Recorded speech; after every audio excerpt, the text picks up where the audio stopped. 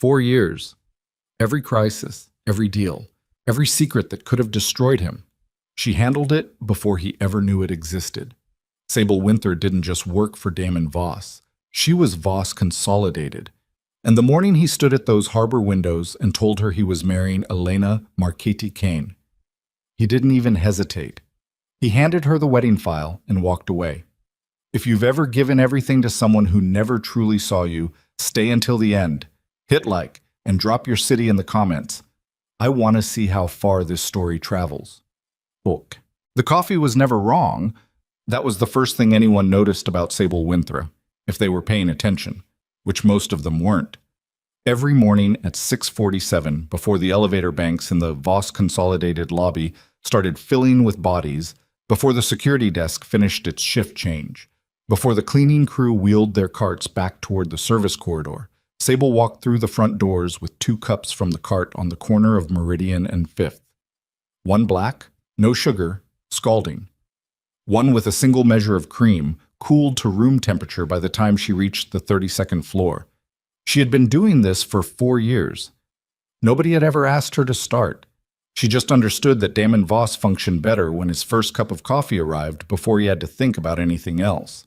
She understood this the same way she understood that the Callaway account needed to be reviewed 3 days before Damon thought it was due, that the quarterly security briefings should always be scheduled on Tuesdays because Damon was sharpest on Tuesdays, and that the man who ran one of the most quietly powerful private holding companies in the country could not, under any circumstances, be allowed to take a phone call from Felix Harrow without 30 seconds of preparation first. These were not instructions anyone gave her. These were things she learned by watching, by staying late, by sitting at her desk outside his office door long after the building emptied and reading briefing documents until the words blurred.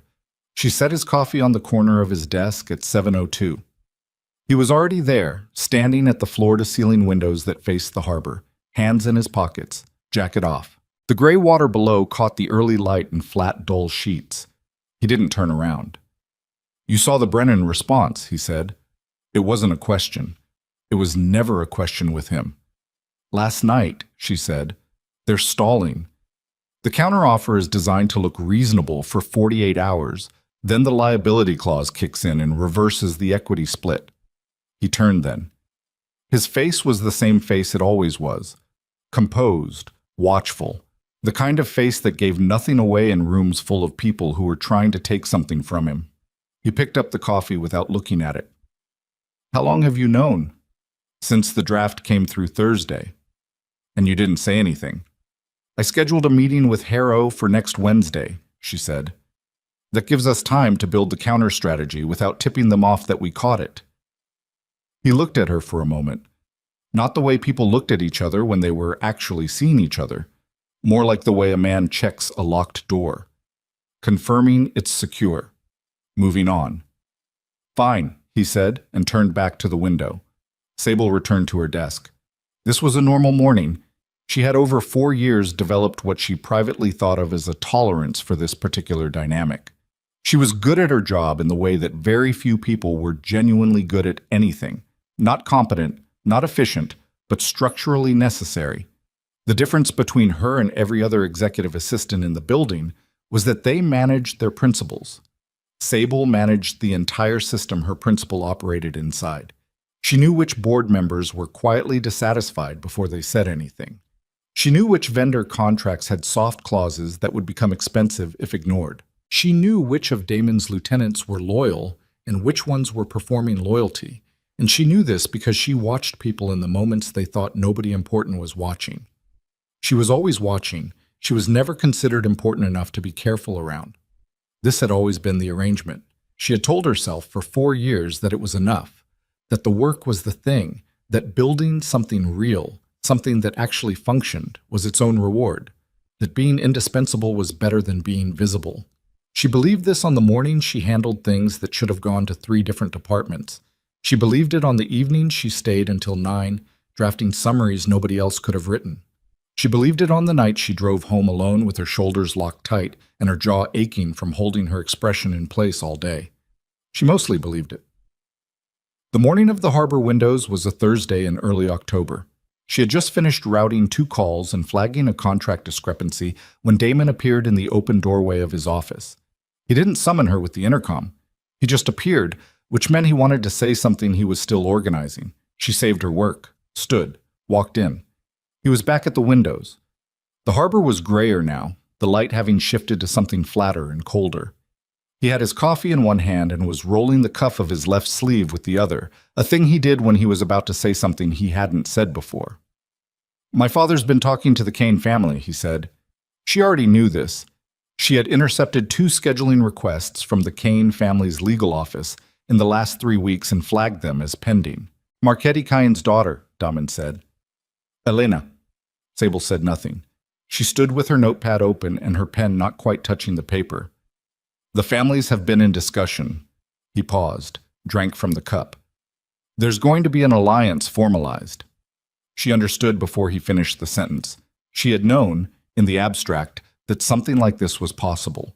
The Kane family controlled 3 shipping corridors that Voss Consolidated needed, and Marchetti Kane was the kind of man who formalized agreements through bloodline, not contract.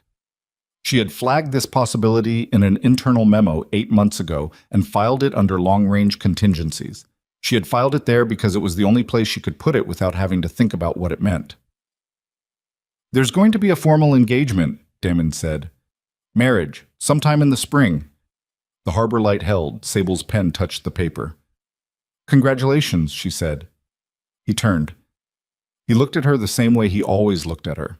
The locked door check. And then he crossed to his desk and opened a drawer and withdrew a thin file. "I need you to organize the engagement gala," he said. "Guest list, seating, security coordination, catering approvals, the works. There's a preliminary list from the Kane side already. I need you to go through it and tell me where the pressure points are." He held out the file. She took it. "I'll have a full brief on your desk Monday morning," she said. He nodded, already looking at something else. Already somewhere else in his head.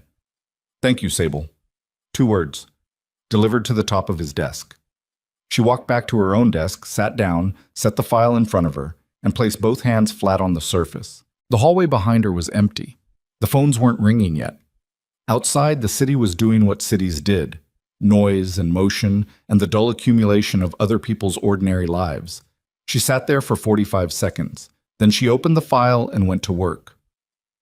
The guest list had 114 names and 4 embedded conflicts she found in the first pass. The Harver family could not be seated within 3 tables of the Donnellan group. There was a business dispute from 2019 that had never fully resolved. Senator Coates' wife had a personal history with one of Marchetti Kane's associates that would make the Eastern Table configuration a problem. 2 of the security contractors on Kane's preferred list were also under a pending review by a firm that Voss Consolidated had a silent stake in, putting them in the same room as certain board members would raise questions. Sable noted all of it, reorganized the seating matrix, drafted a secondary security contractor list with 3 alternatives, and composed a summary brief with a clean conflict of interest map attached. She did this between 10 in the morning and 2 in the afternoon, stopping once to eat half a sandwich at her desk, and twice to handle calls that had nothing to do with the gala. At no point did she allow herself to think about what she was actually doing. This was not denial, it was a choice. She had made harder choices in quieter moments, and she understood that the only way to get through a thing like this was to put your hands on the work and keep them there. She was good at that. What she was not good at, had never been good at, was the space that opened up when the work stopped. The drive home. The apartment with its clean surfaces and its single set of dishes, and its window that faced a fire escape instead of a harbor. The gap between the version of herself that existed at that desk and the version that sat on the edge of her bed at 11 at night and tried to remember the last time someone had asked how she was doing and actually waited for an answer. She did not think about Damon Voss the way she had told herself she didn't think about him. This was the part she had never said out loud, not even to herself in the most private language she had. It wasn't a simple thing. It wasn't the kind of feeling that arrived with clarity or announced itself cleanly. It had grown up slowly and sideways over 4 years, in the accumulated weight of 1,000 small moments. The times he looked to her first in a room full of people, the mornings he was difficult and impatient, and she was the only one who didn't flinch, the late nights when the building was empty and they worked through something complicated together, and she felt, in those hours, like she was exactly where she was supposed to be. She had understood all of this, and she had chosen to work anyway, because work was the thing she could control. Now she was building the seating chart for his engagement party. She filed the brief on Friday afternoon, 3 days early, and told herself that was fine. The weeks between the announcement and the gala were organized and relentless. Sable managed the venue coordination, negotiated a conflict between the florist and the event security timeline, rewrote the catering contract after discovering a clause that would have held Voss Consolidated liable for last-minute menu changes, and drafted 3 versions of the official engagement announcement for the PR team before any of them got it right. Elena Marchetti-Kine arrived at Voss Consolidated on a Tuesday, 3 weeks before the gala. She was 29, poised, and significantly more intelligent than Damen seemed to realize. She wore her position the way certain people did, not loudly, but with a weight to it, as if she understood that the room she entered was now organized around her. She came with an assistant of her own and a list of adjustments to the gala plan that she delivered to Sable's desk with a smile that didn't reach the operative part of her eyes. "I've been reviewing everything," Elena said, standing in front of Sable's desk in a way that placed her slightly too close. "You've done excellent work. Thorough." "Thank you," Sable said. "Damon's told me you're the backbone of his operations." The smile again. "He relies on you enormously." "I do what the role requires." Elena's eyes moved across the desk. The organized files, the dual monitors, the annotated briefing binders. She was reading the room the same way Sable read rooms, and Sable recognized the process immediately because she had done it herself hundreds of times. Elena was assessing a threat. "I'm sure we'll find a way to work well together," Elena said. "Of course," Sable said. Elena left. Sable watched her cross toward Damon's office without knocking, the door swinging open as though she already owned the room behind it. Sable turned back to her screens. The changes started small. A strategy meeting where Sable's usual chair, the one directly to Damon's left, was occupied by one of Elena's people when she arrived. She took a chair along the wall. Nobody said anything. She did not say anything. A series of calls that had previously routed to her desk began going instead to Elena's temporary office on the 31st floor. When she flagged this with the communications desk, she was told the routing had been adjusted at Elena's request. A working lunch between Damen and 2 of his senior directors was scheduled and held without her summary brief, something she had prepared for every internal meeting for 3 years. When she mentioned the brief to Damon's assistant on the 32nd floor, the junior position beneath hers, she was told that going forward, meeting summaries would be consolidated through Elena's office. That was the week before the gala. Sable sat at her desk that evening, the building emptied around her, and thought about the particular mechanics of what was happening. She was not naive about it. She understood it clearly, could map it the same way she mapped any organizational pressure, identify the moving parts, trace the logic, project the outcome. Elena was not stupid. Elena was doing what anyone in her position would do if they were smart and paying attention. She was reducing the influence of the person most embedded in the structure she was about to inherit. She was doing it slowly, in increments small enough to seem like logistics, and she was doing it without ever needing to say a single hostile word. The question was what Damen saw. Sable had been asking herself this question for weeks, in different forms. She kept arriving at an answer she didn't want. She asked him directly on a Thursday morning, 10 days before the gala. She waited until the outer office was quiet, stood in his doorway, and said she needed 5 minutes. He looked up from a document. "Make it 3. "The operational routing changes," she said. "The meeting structure. I've been removed from 3 standing processes without discussion." He set down the document. He looked at her with the expression he used when he thought a problem was being made larger than it was. "Elena's been getting oriented," he said. "I understand that. There are going to be structural adjustments. That's normal. I'm talking about my access to Sable." His voice was even, not unkind. That was almost the worst part of it. "I trust you to handle the interpersonal logistics. That's why I have you." She stood in the doorway. He picked up the document again. 3 more weeks, he said. "Get through the gala, then we'll sit down and sort out the structure." She walked back to her desk. Interpersonal logistics. That was the phrase he had used. As though the systematic removal of her access to the organization she had spent 4 years constructing around him was a scheduling conflict, as though the appropriate response was patience and professional courtesy. She sat at her desk for a long time after that. The answer she didn't want had sharpened into something she couldn't argue with anymore. He trusted her abilities completely. He had never once considered that she might need to be seen as something beyond them. She opened the gala master file and kept working. The engagement gala was held on a Friday evening in November. The Caldwell Grand, 41st floor, views of the harbor on 3 sides. 120 guests. Sable had been there since 11 in the morning. By 7 that evening, every conflict she had mapped was contained. Every seating arrangement had held.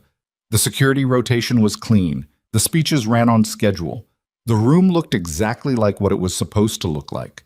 The beginning of something powerful, formalized and celebrated and full of exactly the right people believing exactly the right things about the Voss-Klein alliance. Sable stood near the East Corridor at 9:15, holding a tablet, monitoring the caterer's final push on dessert service. Across the room, Damon caught her eye. He gave her a look she had received many times, a small, genuine acknowledgement. Good work. She could read it from 40 feet away. She held his gaze for a second, then looked back down at her tablet. For the first time in 4 years, that look felt like a door closing. The catering service completed without incident. The guests moved to the terrace. Sable coordinated the final security sweep, collected the signed vendor acknowledgments, and handed the evening off to the overnight events team. She was in the elevator by 10:40. She did not go directly home. She sat in her car in the parking structure for 22 minutes, her hands in her lap, the engine off. She was not crying. She was doing something quieter than that. Something that felt like the end of a long argument she had been having with herself in the margins of 4 years of excellent work. She drove home. She sat at her kitchen table. She opened her laptop. She wrote 2 paragraphs. Then she printed the page, folded it once, and wrote his name across the front in her usual handwriting. Clear, unrushed, the same handwriting she had used on 1,000 documents in 4 years. She set it on the counter by her bag so she would not forget it in the morning. Then she closed the laptop and sat in the quiet kitchen and thought about nothing for a long time. What she did not know, what she could not have known yet, sitting there in the silence, was that the letter she had just written was not an ending. It was the first decision she had made in 4 years that belonged entirely to herself. And across the city, in an office on the 32nd floor that had been dark for hours, the machine she had built was already beginning to show its first cracks, because the only person who understood how all of it worked had just decided she was done holding it together. The letter was still on the counter when she woke up. She had half expected to feel different about it in the morning, to look at it with the particular clarity that comes after a night of sleep and decide it was an overreaction, a bad hour dressed up as a decision. She stood in the kitchen in the gray early light and looked at the folded page with his name on the front and felt nothing that resembled doubt. That was the clearest sign she had. She made coffee. 1 cup. She didn't make a second. She dressed the way she always dressed. Clean lines, nothing that needed adjusting, the kind of clothes that said she had already made all her decisions before she walked through the door. She picked up her bag, picked up the letter, and went to work for what she already knew was one of the last times. The building was quiet when she arrived. 6:51, the lobby still belonging mostly to the cleaning crew and the overnight security rotation coming off shift. She didn't stop at the coffee cart on the corner. She took the elevator to 32, walked down the hall, and stood outside Damon's office. The door was closed. The lights behind the glass panel were off. She went to her own desk, set her bag down, turned on her monitor. Then she walked back to his office, opened the door, crossed to his desk, and placed the letter on the center of his blotter where he would see it before he saw anything else. She went back to her desk and spent the next 40 minutes finishing every open item in her queue. 3 flagged correspondence threads, a vendor review she had started the week before, a summary of pending contract renewals due through the end of Q1. She documented her processes. She wrote clean handoff notes for each active file. She did this without urgency, without drama, the same way she did everything, methodically, completely, without leaving a loose end that someone else would have to untangle. At 7:53, she heard the elevator. She did not look up. She heard his footsteps in the corridor. She heard the sound of his office door opening. She kept her eyes on her screen and kept typing, finishing the last sentence of the vendor review summary, saving the file, closing it. The footsteps stopped. Silence. Then, Sable. His voice came from inside the office, not the doorway. He was still at his desk where he had found the letter. She stood, walked to the door. He was holding the page, both paragraphs read, his face doing something she had seen it do maybe twice in 4 years. The composed surface fractured slightly at the edges, not broken, just showing a seam. "Sit down," he said. "I'd rather stand." He set the letter on the desk. He looked at her in a way that was different from the locked door check. This was actually looking, which almost made it worse, because she had wanted this for a long time, and it was arriving at exactly the wrong moment. "You can't do this," he said. "I already did." "Sable." "The handoff notes are complete," she said. "Every active file is documented. The Q1 renewals are flagged with deadlines. I've written transition briefs for each standing process." She paused. "There's nothing that will fall through." He stood up from the desk. He wasn't the kind of man who raised his voice. He had never needed to. But she could hear the pressure of something controlled behind the words. "This is about the routing changes," he said. "The meetings." "No." "Then tell me what it's about." She looked at him across the desk that she had stood beside for 4 years. She thought about all the ways she could say what she actually wanted to say, and then she thought about how none of them would matter, because the problem had never been communication. She had communicated clearly, constantly, in every way that wasn't the one way she couldn't afford. "I told you 2 weeks ago," she said. "You told me to handle the interpersonal logistics." His jaw tightened. "I was trying to—" "I know what you were trying to do." She kept her voice level. "You were trying to reassure me without addressing what I was telling you. You've done that for a while." "That's not— Damon!" She said his name the way she almost never said it, with the weight of someone who had earned the right to say it plainly. "I'm not asking you to fight for me. I'm not making an accusation. I'm telling you I need to go." He stared at her. The seam in his composure widened slightly. "You're the best operational mind this company has," he said, and she could hear that he meant it, which was almost the cruelest version of this moment. "You understand this organization better than anyone. Better than me, half the time." "I know," she said. "Then why?" "Because that's all I am to you," she said, "and I can't do it anymore." She turned and walked back to her desk, picked up her bag, and walked to the elevator. He didn't come after her. She hadn't expected him to. He was the kind of man who, when confronted with something he didn't have a solution for, went very still and thought. It was a quality she had admired for years. Today it just meant she rode the elevator down alone. The lobby was fuller now, the morning commute crowd pushing through the revolving doors. She walked through them in the opposite direction and stood on the sidewalk in the October cold and breathed. The air tasted like exhaust and river water. She breathed it in until her shoulders came down from around her ears. Then she pulled out her phone and called the one person she had told 3 weeks ago that she might be calling. It rang twice. "Tell me you did it," said the voice on the other end. "I did it," Sable said. A pause. Then, "Get in a cab. I'll buy you terrible coffee, and you can tell me how bad his face looked." Her mouth moved in something that wasn't quite a smile, but was the closest she'd come in weeks. "Corinne." "Cab. Now. Don't think." She flagged a cab. Corinne Adachi had been Sable's closest friend for 11 years, and her emergency contact for 9 of them, which meant she was one of approximately 3 people who understood the actual architecture of Sable's life rather than the functional surface of it. She was also a litigator who had built a deliberate practice of being unimpressed by powerful men, which made her, on mornings like this one, exactly the right person to be in a room with. They sat in a diner 2 blocks from Corinne's office. Corinne drank drip coffee with both hands around the cup. Sable drank nothing and stared at the table. "Walk me through it," Corinne said. Sable walked her through it, the letter, his face, the 2 minutes of conversation, the lobby, the sidewalk, Corinne listened without interrupting, which was something Corinne was not naturally inclined to do, and which meant she understood the weight of the morning. When Sable finished, Corinne set down her cup. "How do you feel?" "Like I've been holding a building up for 4 years and I just put it down."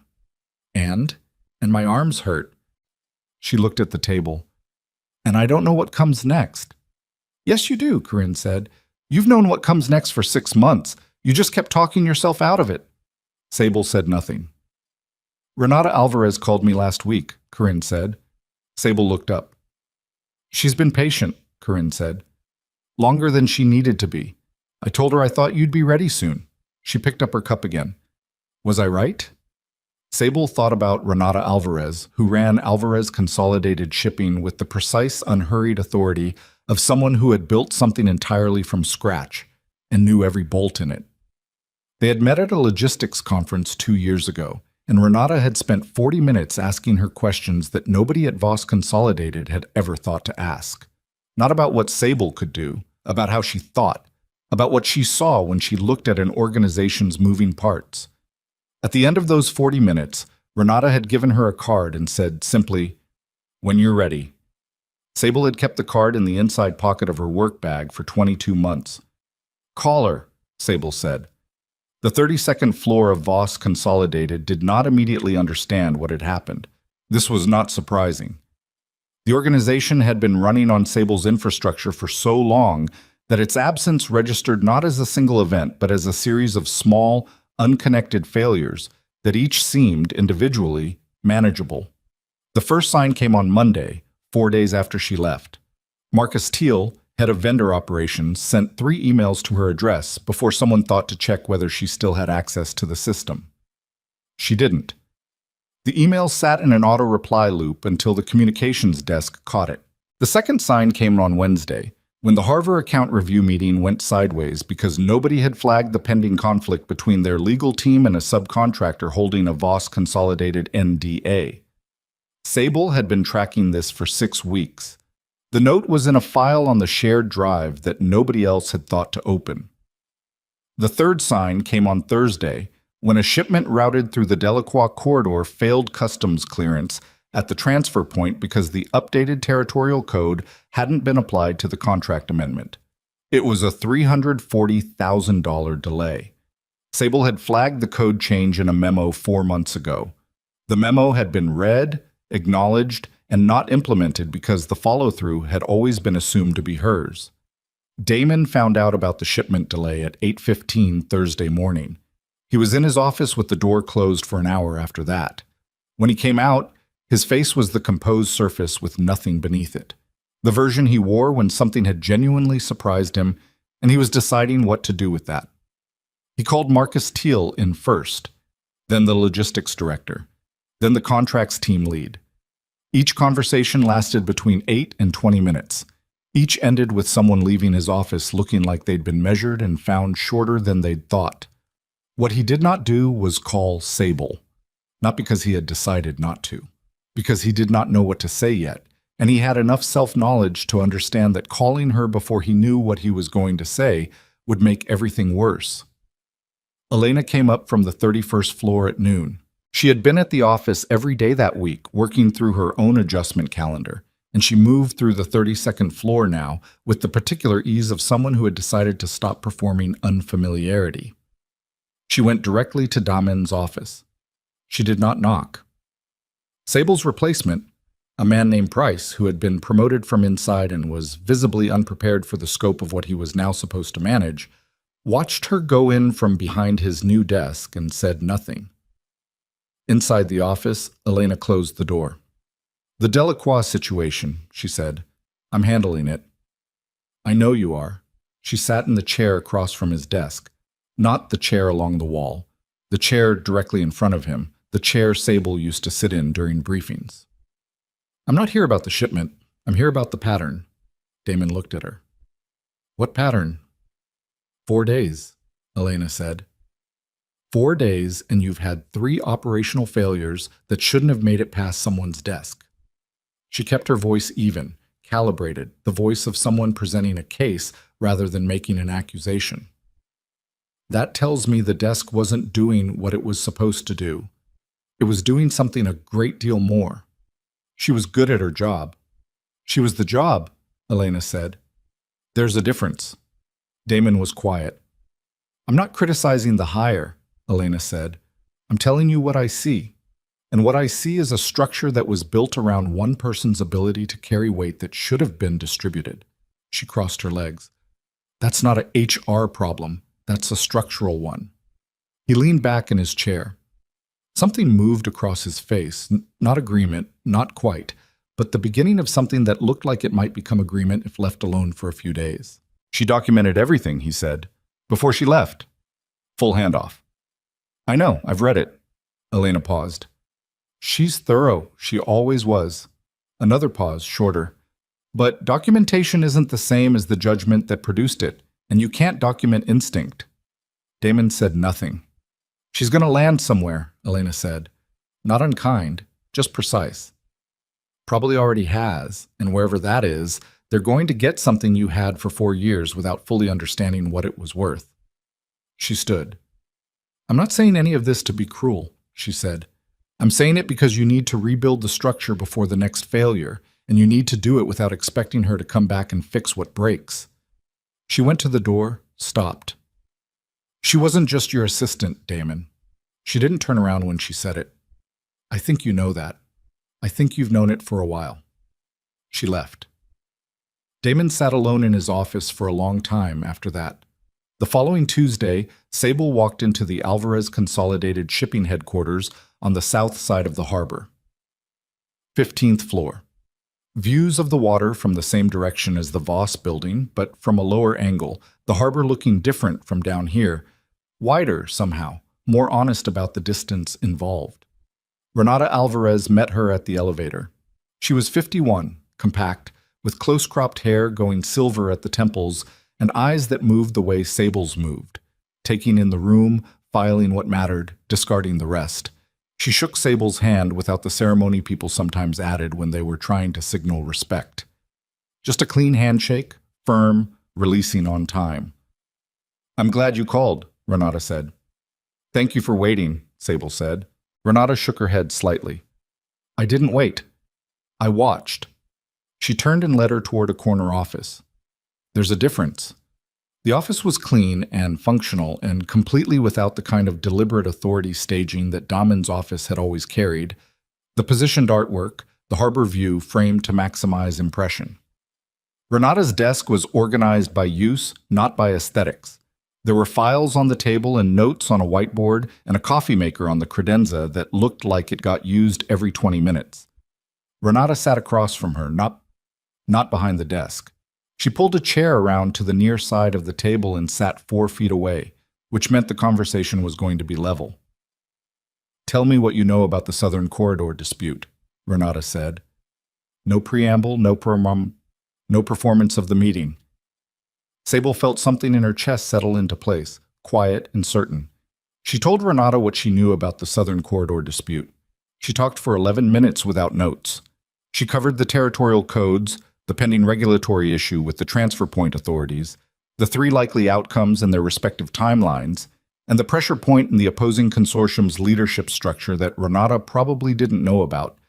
When she finished, Renata was looking at her with an expression that was not surprise, but something more useful than surprise. How long have you been tracking this? Renata asked. 14 months, Sable said. It was adjacent to a situation at my previous position. And you mapped it this thoroughly for something that was only adjacent to your actual work. I map everything. Renata was quiet for a moment. Then, I'm not offering you a coordinator role. I know. I'm offering you a VP of Strategic Operations title with full authority over the southern and eastern corridors. You'd sit on the executive committee. Every major logistics and partnership decision passes through your desk before it comes to mine. Renata paused. Your desk, not a relay to mine. Sable looked at her. You'd have a team, Renata said. People who report to you, not through you. Actual budget authority. And your name on things when the work is yours. The offer was real. She could hear it. Not the performance of generosity, but the plain statement of structure. This was what it felt like when someone laid out the actual terms of a thing instead of the comfortable version. "I accept," Sable said. Renata nodded, already standing. "Good. I'll have legal prepare the documents by Thursday." She moved toward the whiteboard, picked up a marker. "Now, walk me through the Eastern Corridor risk profile. I need your read on the Fenwick Consortium before the end of the week." Sable took off her jacket, hung it on the back of the chair, and started talking. Back on the 32nd floor, the month turned over and the cracks spread. A negotiation with the Brennan Group, the one Sable had already begun strategizing around the week before she left, collapsed in its third session because nobody went in with the liability clause counter she had been building. The Brennan team's lead attorney had deployed the clause exactly as she had predicted, and the Voss Consolidated team had not been prepared for it. The session ended with a 30-day delay and a demand for revised terms that would take 3 weeks to restructure. Price, working from Sable's handoff notes, missed a call window with the senator's office because he didn't know that the 3-day scheduling rule existed. The rule wasn't written anywhere. It was something Sable had developed from observation over 2 years. A conflict between 2 board members simmered into a formal complaint because nobody caught the early signal, a particular kind of email tone she had learned to recognize, like a barometer drop before weather. Damon worked longer hours. He was sharper with people, which was not the same as being effective, and everyone on the floor could feel the difference. He moved through the days with the specific restlessness of a man who knows something is wrong but can't locate the source, which is different from knowing what to fix and being unable to fix it, and much harder to sit with. He didn't call her. He wrote a message once, on a Thursday evening, sitting alone in his office with the harbor dark outside. He got as far as her name and a sentence fragment and then deleted it because he didn't know what came after. What he wanted to say was not something that fit in a message. What he wanted to say was something that required him to first understand what he was actually saying it about, and he wasn't there yet. He was close. The night the Delacroix situation escalated into a formal dispute, 6 weeks after she left, Damon sat in his office past midnight with the full file open in front of him and thought about every decision that had led to this moment, including the ones he'd made without realizing he was making them. At 12:47, he picked up his phone. He didn't call Sable. He called his father. Victor Voss answered on the second ring, which meant he hadn't been asleep, which meant he already knew something was wrong. "Tell me about the Delacroix dispute," Damon said. A pause. Then, "I was wondering when you'd call." "You knew." "I watched." His father's voice was dry, precise, 73 years of reading rooms compressed into every syllable. "The same way I watched the Brennan session fall apart. The same way I watched your Q4 operational review get pushed back twice because nobody could produce the summary format your board expects." Another pause. "The format Sable produced, every quarter, for 4 years. Damon said nothing. "She's at Alvarez now," his father said. "Did you know that?" He hadn't. The name landed in his chest with a weight he didn't examine directly. "Renata Alvarez is not a foolish woman," Victor said. "She has been watching your assistant for 2 years, waiting for the moment you made an error large enough to create an opening." His voice didn't carry judgment in it, just the flat recitation of observed facts. "It appears you provided that opening fairly decisively." "I need to fix the Delacroix dispute," Damon said. "Yes, you do." A pause that felt considered. "And then, when that is done, you need to think carefully about the larger accounting, not the operational one." His father let that sit for a moment. "The other one." The line went quiet.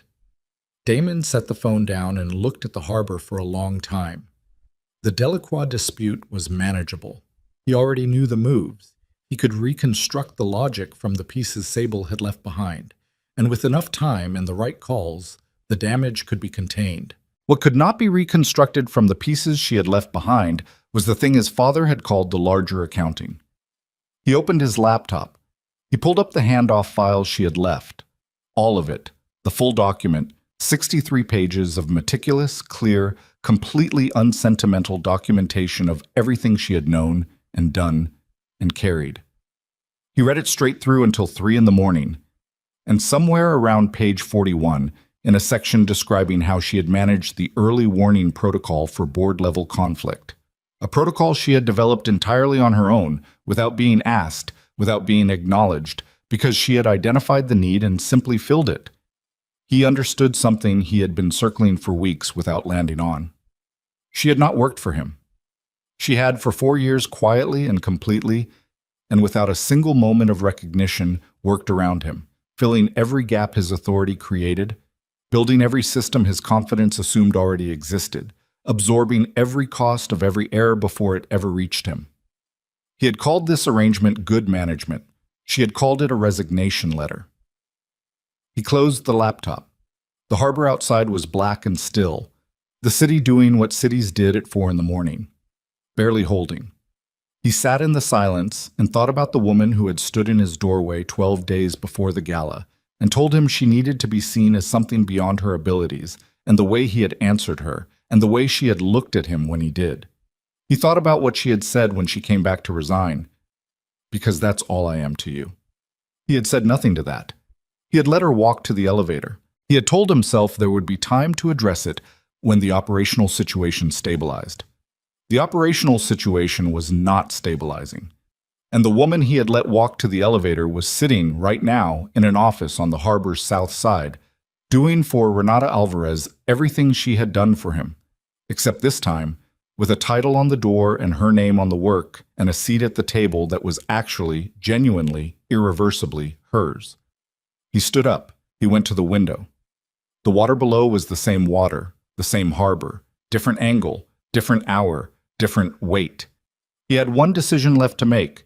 Not about the Delacroix dispute, not about the Brennan file, not about the operational restructure he was already beginning to see the shape of. The decision was whether he was going to keep telling himself that what had happened was a management failure, a structural problem, a solvable organizational issue, or whether he was going to be honest about what it actually was. He stood at the window for a long time. When he finally turned away, something in his face had changed, not broken open, not resolved, but different from the locked door expression in a way that would have been difficult to name, but impossible to miss for anyone who had spent 4 years learning to read it. He picked up his phone. He found her contact in his list, still there, unchanged, her name exactly as it had always appeared, and held the phone in his hand for 10 seconds. Then he put it back down. Not yet. Not until he had something to say that was worth saying, because she had told him, in 2 paragraphs in a single honest moment in his doorway, exactly what she needed, and he had heard it and done nothing. He would not do nothing again. But what he did not know, sitting in the dark of his 32nd floor office with the harbor below him and 63 pages of her work burning somewhere behind his eyes, was that across the city, something had already been set in motion that was going to take the decision entirely out of his hands. The thing that had been set in motion announced itself on a Wednesday. Sable was in her 3rd week at Alvarez Consolidated when Corinne called at 11:40 in the morning, which was not Corinne's usual hour for anything. Corinne called at lunch or after 7. 11:40 meant something had already happened and she was deciding how to say it. Sable picked up on the second ring. "Tell me straight," she said. "Are you sitting down? Corinne? Okay?" A breath. "I got a call this morning from Delia Marsh. She's junior counsel at Pennick & Associates. She handles regulatory filings for 3 of the mid-tier shipping consortiums in the Eastern Corridor." A pause. "Including the Fenwick Consortium." Sable set down her pen. "She called me because she knows we know each other," Corinne continued. "She wanted to know if you were aware that someone has been shopping a dossier. About you." The word sat in the air between them. "What kind of dossier?" Sable said. "The kind that traces your operational involvement at Voss Consolidated and argues that you had unauthorized access to confidential competitor intelligence." Corinne's voice was level and careful, which meant she was working to keep it that way. "It's structured to look like a compliance concern. It names you specifically. It includes internal Voss documentation, meeting records, routing logs, contract summaries." Sable was quiet. "Delia says it's been sent to at least 2 regulatory bodies and forwarded informally to 4 shipping industry boards, including the board that oversees certification for Alvarez Consolidated's Eastern Corridor operations. Another pause. Renata's board. Sable stood up from her chair. She walked to the window. The harbor below was gray and flat and indifferent, the same water it always was. Who built it? She said. Delia doesn't know who originated it. The submissions were anonymized through a third-party legal routing firm. Corinne stopped. But the internal Voss documentation had to come from inside Voss Consolidated, someone with access to records from the last 4 years. Sable put one hand on the window glass. The glass was cold. How long has it been circulating? She said. Delia thinks 2 to 3 weeks, maybe longer. 2 to 3 weeks. She had been at Alvarez for 3 weeks. The timing was not a coincidence. She understood this immediately, with the same cold clarity she brought to every other problem she had ever been handed. Except this one was not a problem she had been handed. This one had been built specifically to reach her. I need to see it, she said. I already asked. Delia can get you a copy of the version submitted to the corridor board. Give me 2 hours. 1, Sable said. She hung up and stood at the window for 60 seconds, not thinking yet, just breathing, letting the first wave of it move through her without acting on it, because she had learned a long time ago that the first 60 seconds after bad news were not for decisions. Then she turned from the window and went to find Renata.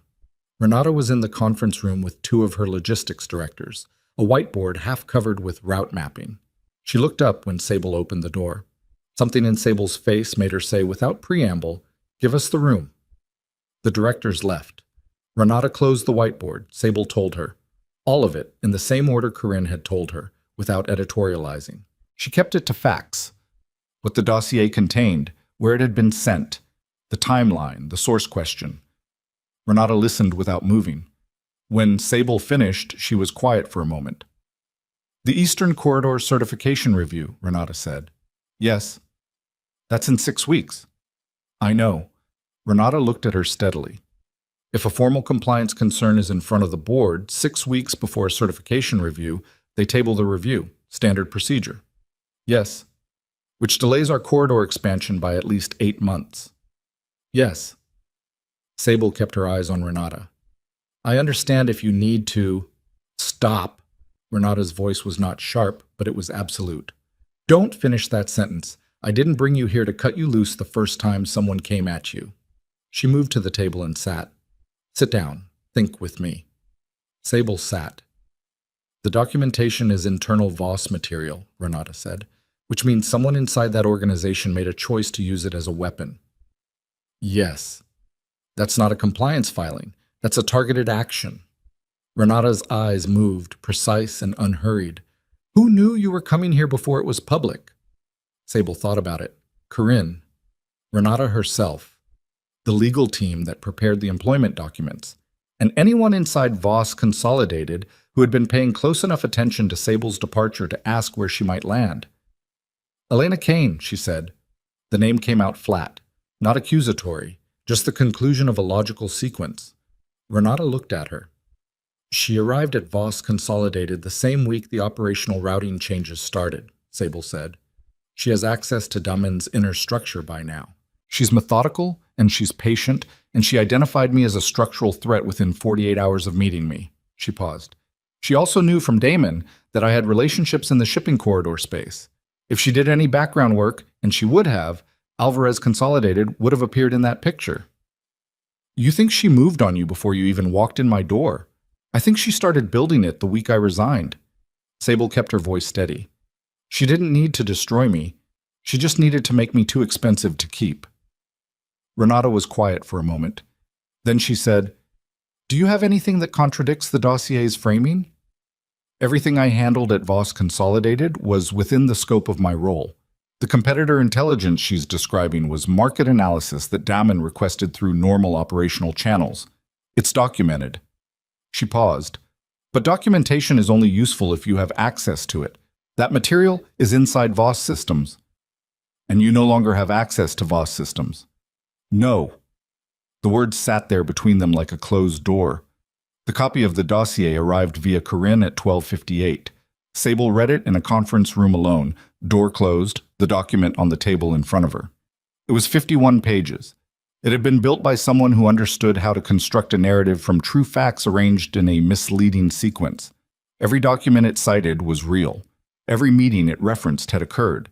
Every piece of competitive intelligence it listed had been legitimately produced. But the framing, the connecting tissue between the facts, described her access and her judgment as something opportunistic, something that operated outside sanctioned channels, something that served interests beyond Voss Consolidated's. It was the most sophisticated piece of professional destruction she had ever read. She read it twice. The second time she marked every document citation, cross-referencing against her own memory of each file's origin, each meeting's context, each request that had generated the analysis in question. Every single one had been authorized. Every single one had a paper trail. But the paper trail was inside Voss Consolidated's system. She needed Damen. The thought arrived with such clarity and such complete unwillingness that she sat with it for a long time before she picked up her phone. She dialed his direct line. Not his office line, not the main number, his direct line. The one that rang on his desk and his desk only. The one she had called exactly twice in 4 years outside of working hours. It rang 4 times. Sable? He picked up on the 4th ring, which meant he had looked at the screen and decided. I need to see you, she said. Today. A pause. Not hesitation. He was reading the register of her voice, the same way she read rooms. She could feel him doing it. Where? He said. Somewhere that isn't your office. Another pause. Then, the Meridian Club, 4th floor. I can be there by 2. She got there at 1:50 and sat at a table near the window, her copy of the dossier in her bag, her hands flat on the table, her breathing deliberate. The room was quiet at this hour. A few people at the bar, 2 men in conversation at the far end. She ordered water and didn't drink it. He arrived at 2:03. He was dressed the way he always dressed, jacket on, and he moved through the room the way powerful men moved through rooms, not with urgency but with direction, everyone around him slightly adjusting without quite knowing why. He sat down across from her. They looked at each other. 4 weeks since the elevator. This was the first time she had been in a room with him since then. His face was the composed face, but there was something beneath it that was different from what she was used to. Something tired, or something honest, or both. You look good, he said. Don't, she said. He stopped, nodded once. Okay. Tell me what happened. She took the dossier from her bag and set it on the table between them and watched his face while he read the first 3 pages. His expression didn't change, but his jaw tightened in a way she had seen only a handful of times in 4 years, when something genuinely surprised him in a direction he didn't like. Who sent this to you? He said. It's been filed with 2 regulatory bodies and 4 industry boards, including the board that oversees Alvarez Consolidated's corridor certification. He looked up from the page. The Eastern Corridor Review is in 6 weeks, she said. If a compliance concern sits in front of that board before the review gets tabled, 8 months minimum. His eyes moved across her face. This came from inside my organization. Yes. He turned to the next page. He read for another 2 minutes without speaking. She watched him read and kept her face entirely still. The competitor intelligence section, he said. Every item on that list was produced at your direct or indirect request. Most of it has routing timestamps and request origination records inside your system. I know. But he turned another page. I can see the documents. I approved half of them. Then you understand what I need. He set the dossier down. He looked at her directly. You need me to pull the origination records and provide them as counter-documentation. Without that, the dossier's framing stands as the only version in front of the board. He was quiet for a moment. She could see him working through it, not the mechanics, he understood the mechanics, but something larger, something that required him to make a decision about what kind of man he was going to be right now. I'll pull everything, he said. I'll have legal prepare a full counter submission by end of week. She felt something in her chest release a fraction. Thank you. Don't thank me. His voice was flat but not cold. It's the right thing to do. It should have been the first thing I thought of when I heard you'd left. He paused. I should have called you when the Brennan session fell apart. I should have called you before that. She looked at him. I didn't know how, he said. It came out simply, without performance, which made it the most honest thing she had heard him say in 4 years.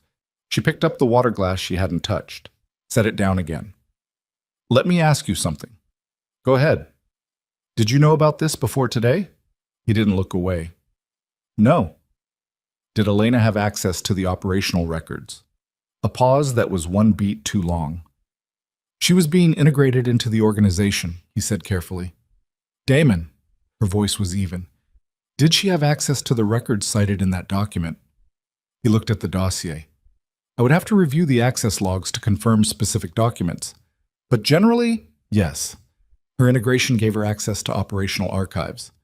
Did you authorize that level of access? Another pause. The access was given at the executive integration level. I signed the authorization. The room was quiet. Sable set both hands on the table. She kept her voice absolutely level because the alternative was something she couldn't afford in this room, in this conversation, with this much at stake. You signed the authorization that gave her access to the records she used to build a case against me, she said. He didn't answer immediately, which was, in its own way, an answer. I didn't know she was going to... I know you didn't know. She wasn't accusatory. She was precise. But it happened, and you need to understand that completely before you pull those records and submit a counterfiling. Because if there is any question about your impartiality in this, any question at all, it damages both submissions. He looked at her for a long time. What are you saying? He said. I'm saying that if you do this, you need to do it knowing it will put you in direct conflict with your fiancé, 5 weeks before your wedding, in front of a regulatory body that has copies of both submissions. She held his gaze. And you need to do it because it's right, not because you're trying to fix something between us. Those can't be the same decision. He was very still. They're not the same decision, he said. Make sure. He picked up the dossier. He looked at it for a moment, then set it down again. Something moved across his face, not the locked door expression and not the tired, honest thing from earlier, but something she didn't have a name for, something that looked like a man arriving at a position he'd been moving toward for weeks without admitting it. I'll call legal at 3, he said. I'll have the access logs reviewed today. By tomorrow morning, I'll know exactly which records she accessed and when. She nodded. Sable. He said her name the way she had said his, with weight. I need you to know that whatever I find, deal with what you find when you find it, she said, not before. He closed his mouth, nodded once. She picked up her bag, started to stand. Stay, he said. She looked at him. 5 minutes, he said. Not about this. His voice had changed register slightly, still controlled, but without the professional scaffolding under it. I've been reading the handoff file. She sat back down slowly. All 63 pages, he said. 3 nights ago. I was there until 3 in the morning. He looked at the table. The early warning protocol for board conflicts. How long did it take you to build that? She looked at him. About 8 months? Mostly trial and error. You never told me you built it. You never asked how the board conflicts got managed. He absorbed this. The Callaway account. The deadline I thought was 10 days out. Was 3 days out. I restructured the workflow around it. For how long? 2 years. He was quiet for a moment. How many things are in that file that I assumed were just working? She looked at him steadily. Most of it. He put one hand on the table, not toward her, son, just on the surface, palm down, like a man making contact with something solid.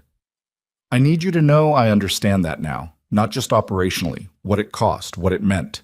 He paused. What I failed to see. She held his gaze. That doesn't fix anything, she said. I know. It's not enough by itself. I know that too. She stood. Call me when you have the access logs. She left the Meridian Club and walked back toward the harbor, taking the long way. The route along the waterfront where the wind came off the water cold and direct and without any pretense of warmth. She walked with her bag on her shoulder and her coat closed and her eyes on the middle distance. He was going to pull those records. She believed that. She believed he would do it cleanly and completely, and that it would generate exactly the counter documentation the board needed to dismiss the compliance concern. She also believed that what he found in the access logs was going to fracture something inside that 32nd floor operation that had already been under enormous strain for 6 weeks. What she did not allow herself to think about yet, not here, not on this waterfront, not with the wind in her face and 4 weeks of her own new life beginning to take actual shape, was what it meant that he had read 63 pages at 3 in the morning and then sat in the dark for what she imagined was a very long time. She walked. The access logs came back the next morning at 8:47. Damon had the results before his first meeting. He was in his office alone when legal sent the file, and he read it there, doctor closed, the harbor doing the same thing it always did outside his window. Elena had accessed the operational archives 17 times in a 3-week period. The access was time-stamped, itemized, and entirely within the scope of her integration authorization, which meant that legally, formally, on paper, everything was clean. He read the list of documents accessed. He cross-referenced against the dossier's citation list. 11 of the 17 access events corresponded directly to documents cited in the dossier. He sat with this for a long time. Then he called his legal team and told them to begin preparing the counter submission and to flag his personal authorization on every origination record. He gave them 48 hours. Then he buzzed his assistant and told him to ask Elena to come up to 32 at 10 o'clock. He spent the hour between 9 and 10 at his desk going through the access log item by item, not because he needed more information, he had enough, but because he wanted to be completely certain of every fact before he walked into that conversation. He did not want to be wrong about this. He could not afford to be wrong about this.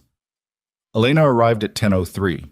She was composed, dressed for the day, carrying a notepad, the professional version of herself, prepared for a working meeting. She stopped 2 steps inside the door. Something in the room told her this was not a working meeting. He set the access log on the desk. "Sit down," he said. She sat. He let the silence hold for 5 seconds, long enough for her to read the weight of it. "Tell me about the panic filing," he said. She looked at the file on the desk. Her face did not change. "I don't know what you're referring to." "Elena." "Damon. 51 pages," he said. "Regulatory submission, compliance framing, 11 documents cited that you accessed from our operational archives in a 17-day period." He kept his voice even. "Tell me about the panic filing." The silence in the room was different from the one before. This was the silence of someone recalculating. "She was a liability," Elena said. Her voice was controlled, but the performance scaffolding was down. This was the operative voice, the one she used when the social version wasn't necessary anymore. Not to you, to us, to the Alliance. A woman with that level of operational knowledge embedded in a competitor's structure. She's not a competitor. She will be. In 18 months, Alvarez Consolidated is positioned to bid on the same Southern Corridor contracts our combined holdings need. With her inside that structure, reading the same intelligence she spent 4 years building for you. She stopped, recalibrated. "I was protecting our position. You used our records to build a case against a private individual. A former employee with—" "Stop." He said it quietly, which was worse than if he'd raised his voice. "You used records from this organization, records I authorized you to access for integration purposes, to construct a professional attack against someone who had no recourse and no warning." He looked at her directly. "I need to hear you say you understand what that is." Elena looked at him. Something moved across her face. Not guilt. Something more complicated than guilt. The particular expression of a person who made a strategic error and is now assessing the blast radius. "I understand that it looks like what it is," he said. "I've been in enough rooms with enough people to know the difference between a compliance concern and a targeted action dressed up in compliance language." He put one hand flat on the access log. "This is the second one." She was quiet. "The counter submission goes to the board today," he said. "I'm filing it personally. Every origination record, every authorization timestamp, my name on the cover page." Her expression shifted. "Damon, if you file that personally, it places you in direct conflict with the Kane family's legal representation. My father—" I know what your father will say. Then you understand what this means for the alliance. He looked at her steadily. I understand that you're asking me to let an action I authorized, inadvertently, be used to harm someone who worked for me honestly for 4 years, because it's inconvenient to fix it. I'm asking you to consider what you're prioritizing. I am considering it. He stood up. That's why I'm making the call I'm making. Elena stood. She was still composed, still contained, but the composed version of her was doing something different now. It was holding itself together rather than projecting authority, which was not the same thing, and which Sable would have seen immediately. He noticed it too. Later. If you file that submission, Elena said, everything we've built, everything our families have been structuring for the last 18 months, is in question. Then it's in question, he said. She looked at him for a long moment. Then she picked up her notepad from the desk and walked to the door. She stopped with her hand on the frame. She left you, Elena said, and her voice had shed its last layer of professional coating. She walked away. Whatever you think this is, well, whatever you think filing that paper will repair, she's already gone. She's already somewhere else. She's already someone else's asset. She paused. You're going to damage a 2-generation family alliance for a woman who didn't even fight for her place. He looked at her. She didn't fight for her place, he said, because I spent 4 years making sure she always had to. Elena left. He stood alone in his office with the harbor outside and the access log on his desk, and the weight of everything that had accumulated in this room over the last 6 weeks pressing down on him in a way that was not dramatic, but was very, very complete. He picked up the phone and called legal. File it today, he said. Before end of business. He hung up. He stood at the window. Below, the harbor moved in the particular way it moved on cold mornings. Slate gray, surface texture like something just below boiling, the light catching it in flat, honest pieces. He had just done something that could not be undone. The alliance his father had spent 18 months building. The Kane family's legal team, who would have the counter-submission in their inbox by 5 o'clock. Elena, somewhere in the elevator right now, making a phone call that he could predict the content of, down to the word. He had done it anyway. And what he did not know yet, what he couldn't see from this window, from this floor, from inside the machinery of a decision he had only just made, was that the counter-submission was only the first consequence.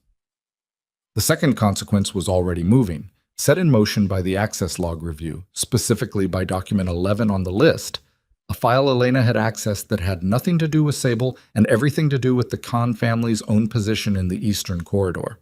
A file that if anyone outside Voss Consolidated knew Elena had accessed it, would change the shape of every alliance in this industry. The legal team would find it in 48 hours.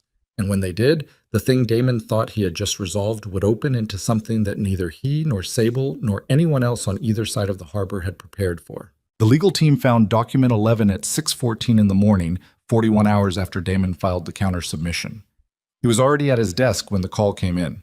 He had been there since 5:30, which had become his hour lately. The city still dark, the harbor doing its pre-dawn thing, the building quiet enough that he could think without the organizational noise pressing in from all sides. He picked up on the first ring. Talk, he said. His lead counsel, a man named Garrett, who had been with Voss Consolidated for 9 years and who did not use alarm in his voice unless alarm was warranted, said, "We have a problem that is larger than the counter-submission." Damon set down his coffee. Tell me. Document 11 on the access log, the Fenwick Consortium internal risk assessment, the one Elena pulled from the operational archive on November 9th. Garrett paused. That document contains a section on corridor territorial mapping that we flagged at the time as proprietary. What we didn't flag, what nobody flagged, because the full context wasn't visible from inside our system, is that the territorial mapping section references survey data that belongs to the Kane family's own Eastern holdings. Damon was very still. The survey data is unpublished, Garrett said. It has not been filed with any regulatory body. It predates any public record of the Kane family's corridor position by 14 months. Another pause. If that data exists inside a Fenwick Consortium risk assessment that we have in our operational archive, the question becomes how the Fenwick Consortium obtained it. The harbor outside was beginning to go from black to the particular dark blue that preceded actual light.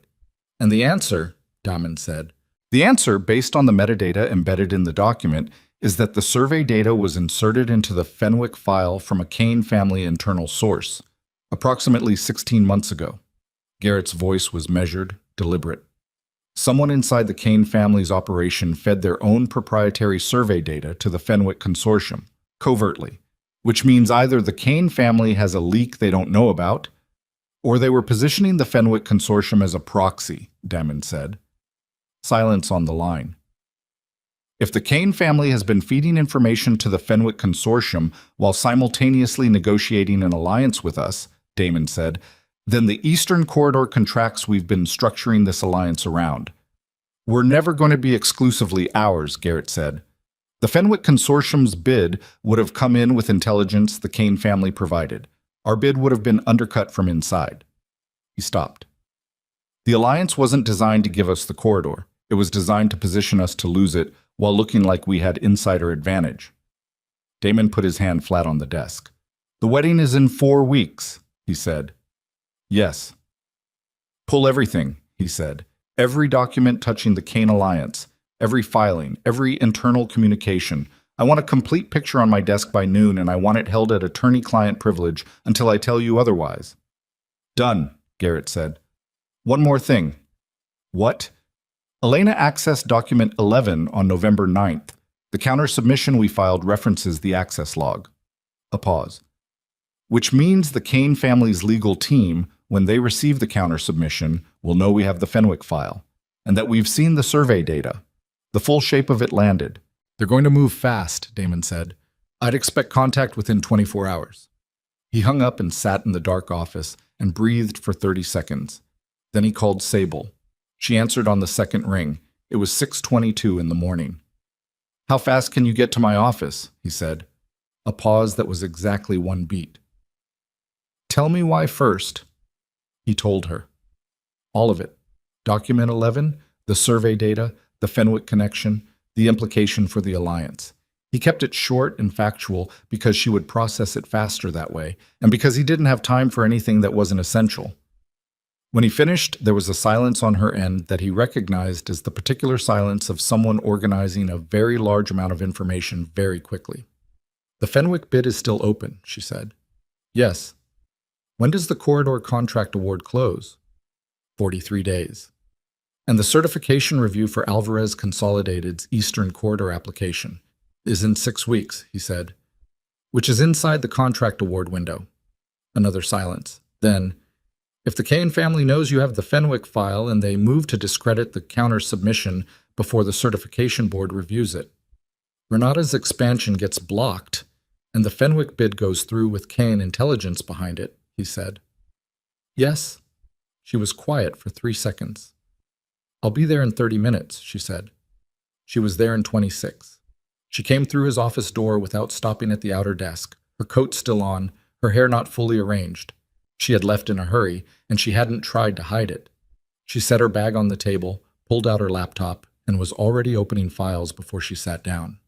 He watched her for a moment. 4 weeks. She had been gone 4 weeks, and she was sitting at his table the way she had sat at this table 1,000 times, and something in the room reorganized itself around her the way rooms always did, which was something he had taken for granted for 4 years, and was now watching with the particular attention of a man who has recently learned the cost of not paying it. The survey data, she said, not looking up. Do you have the metadata report? He slid it across the table. She read it in 2 minutes. She turned pages with the flat, unsentimental efficiency of someone who was already 3 steps ahead and reading to confirm rather than to understand. 16 months ago, she said. Yes. She looked up. I flagged a discrepancy in the Kane family's corridor filing timeline 16 months ago. In a memo. He said nothing. It was in the contingency file, she said, under long range. I noted that the timeline of their public corridor position didn't align with the private survey data that was circulating in some of the mid-tier consortium reports. She looked at him steadily. I flagged it as a possible inconsistency worth watching. He felt something that was not quite nausea, but was adjacent to it. I don't remember that memo. You were in Singapore for the Ashford negotiation. Her voice was even, not accusatory. I sent it to your secondary review queue. By the time you were back, the Ashford deal was the priority. She paused. I should have followed up more directly. I should have read my secondary queue, he said. She looked at the metadata report again. The Kane family is going to contact you today. My counsel thinks within 24 hours. Sooner. She pulled her laptop closer. If Elena called her father from your elevator yesterday, which she did, Marchetti Kine's legal team has had 18 hours to prepare. They'll want to be in front of this before you've had time to build a full picture. She started typing. What's the status of the Alvarez counter submission with the certification board? Filed yesterday. Should be in front of the board chair by this morning. Then we have a window. Her fingers moved across the keyboard. If the Kane team files a challenge to the counter submission before the board chair reviews it, it goes into a disputed file and the review gets delayed regardless of merit. She looked at him. We need to get Renata's legal team in front of the board chair directly. Today. Before any challenge lands. Can Renata move that fast? Sable's hand was already on her phone. She called Renata at 6:51. He listened to one side of a conversation that lasted 4 minutes and consisted mostly of Sable laying out the situation in the same short, factual register she'd used with him, followed by Renata asking 3 questions, followed by Renata saying, I'll have counsel at the board chair's office by 9. Get me the metadata report. Sable sent it while still on the call. She hung up and looked at him.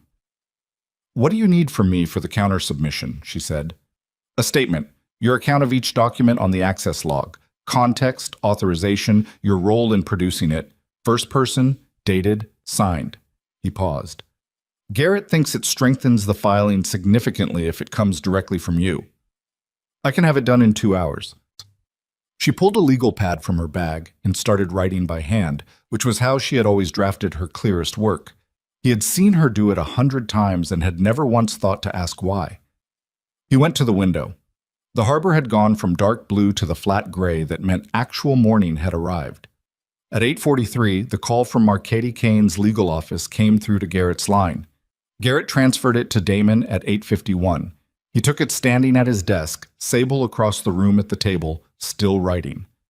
The voice on the other end was a man named Strand, senior partner, clipped, the kind of voice that had delivered bad news so many times it had stopped registering as bad. Mr. Voss, this call is to inform you that the Kane family's legal representation intends to file a formal challenge to the regulatory submission made yesterday in connection with the Alvarez Consolidated Certification Review. Strand's voice was a metronome, no pace variation. Additionally, we are prepared to issue a counterclaim regarding unauthorized retention of proprietary Kane family documentation, specifically survey data that appears in a third-party file currently held in your organization's operational archive. Damon said, the document was obtained through standard competitive intelligence review and has been held in our archive for 16 months. Its existence in our system predates any discussion of the Kine-Voss alliance by 14 months. A pause. Mr. Voss, the metadata confirms the origin point and the insertion sequence, Damon said. My legal team has the full report. If your client wants to make a claim about unauthorized retention, I'd suggest they consider very carefully what a full disclosure proceeding would put in front of the corridor regulatory body. Silence. We'll be in touch, Strand said. The line went dead. Sable was looking at him from across the room. She had stopped writing. They'll regroup, she said. Strand is a signal. He's not Kane's first chair counsel. They sent him to test your temperature.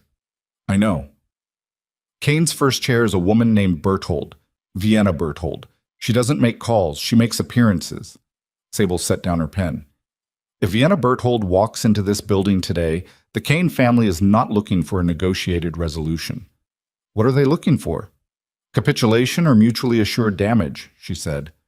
One or the other. He looked at her. You know Berthold. I tracked her for 2 years. She was adjacent to 4 situations involving Voss Consolidated. I have a full file. She paused. It's in the archive. He almost said something about the archive, about the 63 pages, about the memo he hadn't read 16 months ago. He didn't. This was not the moment. Pull what you need, he said. You still have... He stopped. She looked at him. You don't have access, he said. No. He crossed to his desk and picked up his phone and called the IT security director. Restore Winther's archive access. Read only. Today. He hung up and looked at her. 15 minutes. Something moved across her face. Not gratitude. Something more complicated. The expression of a person receiving a thing they should have had all along. Thank you, she said, and turned back to the legal pad. Vienna Berthold arrived at 11:22. She was 61, silver-haired, and she walked through the lobby of Voss Consolidated with the unhurried authority of someone who had been in enough buildings to know that buildings were just rooms with better lighting. She came with 2 associates and a document case, and she went directly to the 32nd floor without stopping at reception because she had already called ahead and the clearance had been given, which was itself a signal. She did not sit in the meeting room. She stood at the window. Damon came in alone. He had sent everyone else out, including Sable, who was in the adjacent conference room with Garrett and her own legal pad and her freshly restored archive access, and the Berthold file she had pulled in 11 minutes. Mr. Voss, Berthold said. She had the voice of someone who had never needed to raise it. Ms. Berthold. He stayed standing. 2 people standing in a room meant the conversation was going to be short. My client is prepared to resolve the current regulatory situation, she said. A clean withdrawal of the counter-submission, a mutual non-disclosure on the survey data. The certification review proceeds without interference. In exchange for? The alliance proceeds as structured. The wedding is scheduled. She paused. And Ms. Winther's position at Alvarez Consolidated becomes untenable through legitimate competitive means, without further legal action from either party. He looked at her. You're asking me to let you take a second run at someone I've already defended. I'm asking you to recognize that the cleanest resolution for everyone is the one that returns things to their original configuration. Her voice was entirely without heat. You lose a capable former employee who has landed on her feet. You retain a 2-generation family alliance and the Eastern Corridor position it provides. The regulatory situation resolves quietly. Everyone moves forward. And the Fenwick connection. A pause. 1 beat, 2 beats. What Fenwick connection? Berthold said. He looked at her for a long moment. He understood completely what she was doing. She was telling him, without saying it, that the Fenwick situation could be made to disappear from any public record, that the survey data could be attributed to a filing error, that the entire architecture of what the Kane family had been building could be quietly reframed as a misunderstanding if he was willing to let the original deal stand. She was offering him the clean version. All he had to do was leave Sable exposed. He thought about the 63 pages. He thought about the memo he hadn't read. He thought about 4 years of a woman standing at a desk outside his door and carrying weight he hadn't known she was carrying because he had never thought to ask. He thought about standing in a room with someone who had just handed him the cleanest possible exit, and knowing with complete certainty that taking it would make him a particular kind of man he had no interest in being. No, he said. Berthold looked at him. Mr. Voss. The counter-submission stands. The Fenwick documentation goes into a full review proceeding. If your client wants to contest the survey data origin in a disclosed proceeding, we'll see what the regulatory body makes of the metadata. He kept his voice even. And Ms. Winthrie's position at Alvarez Consolidated is not part of any negotiation I'm having in this room or any other room. Berthold was quiet for a moment. The associates behind her were entirely still. You understand what you're choosing, she said. Yes. The alliance dissolves. The Eastern Corridor position is no longer secured through the Kane connection. I understand. Your father is not in this room, he said. She looked at him for 3 more seconds. Then she picked up the document case. We'll be in touch through your counsel, she said, and walked out. He stood at the window after she left. Below, the harbor was doing its midday thing. More traffic on the water now, the light stronger, the surface less honest than it was in the early morning. He heard the adjacent conference room door open. He heard footsteps in the hall. He didn't turn around. "She's gone," Sable said from the doorway. "Yes. Garrett's going to need to know what was offered. I'll brief him in an hour." Silence. He turned. She was standing in the doorway with her legal pad and her coat still on, and her face doing something that was not quite the composed surface and not quite the thing underneath it. Something in between, something that looked like a person who had heard through a closed door what they were worth to someone and was still processing the weight of it. "You didn't take it," she said. "No. The alliance was built on a frame I should have examined more carefully before I signed my name to it." She looked at him. Something moved through her eyes. Not relief, not gratitude, something older than either of those things. Something that had been waiting in a very long line. "This doesn't fix everything," she said. "I know." "What happened? What I walked away from? That's still there," he said. "Yes." She looked at him. He looked at her. The harbor was behind him, and the hallway was behind her, and between them was everything that 4 years of the wrong arrangement had produced and the beginning, maybe, possibly, not yet, of something that hadn't been named. His phone rang. He looked at the screen. His father. Of course. He looked up at her. "Take it," she said. He answered.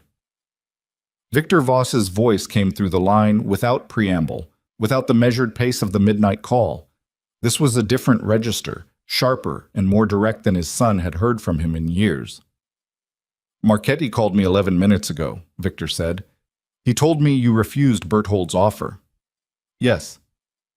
"He also told me something else." A pause. "Something about the survey data in the Fenwick file that I was not previously aware of. Something that, if true, means the alliance I spent 18 months building was designed from the beginning to cost us more than we were ever going to gain." His voice was precise and completely without softness. "Is it true?" "Yes," Damon said. A silence that lasted long enough to mean something. "Then you made the right call," Victor said. And the line went dead. He lowered the phone. Sable was watching him from the doorway. She had heard enough from the tone of it to understand the shape of what had just happened, even without the words. "Your father," she said. "Yes." "And?" He looked at her. "He said I made the right call." Something shifted in her face, just slightly, just enough. His phone lit up again. This time it was Garrett. He answered. "The Kane legal team has filed a formal dissolution notice for the alliance agreement," Garrett said. "Time-stamped 7 minutes ago, which means they had it ready before Berthold walked in the door." A pause. "There's also a secondary filing, a counter-challenge to our regulatory submission, as expected." Another pause. "And Damon? The Fenwick Consortium's legal office filed a motion 40 minutes ago to intervene in the certification review proceeding." Sable was already moving toward him, reading his face. "The Fenwick motion," Damon said. What grounds?" "They're claiming prior regulatory standing in the Eastern Corridor based on the survey data." Garrett's voice was tight now, the professional evenness starting to show seams. "If the motion is accepted, the certification board has to pause the Alvarez review pending resolution of the competing claim. That's a minimum 6-month delay, possibly 14. Sable held out her hand for the phone. He looked at her. She held his gaze. "Let me talk to him." He handed her the phone. She put it to her ear and walked 3 steps to the table and opened her laptop one-handed, already pulling up a file. "Garrett, this is Sable Winthrop. I need the exact procedural language from the Fenwick motion, specifically the section establishing their survey data claim." She was typing while she talked. "Also pull the corridor regulatory body's standing rules for intervention motions filed within an active certification proceeding. I need to know the response window." She listened, typed. Her eyes moved across the screen with the flat, rapid focus he knew from 100 late nights in a building that was quiet except for the two of them. 48 hours, she said. "Okay. Is there a provision for expedited response if the intervention motion contains a factual error?" She listened. "Good. Get me the full motion text in the next 20 minutes. She handed the phone back without looking up from the screen. He set the phone on the table beside her.